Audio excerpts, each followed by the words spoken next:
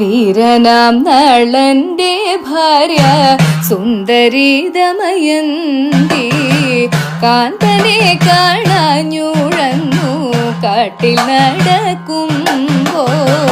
വീരനാം നളന്റെ ഭാര്യ സുന്ദരി ദമയന്തി കാന്തനെ കാണാഞ്ഞുഴന്നു കാട്ടിൽ നടക്കുമ്പോൾ.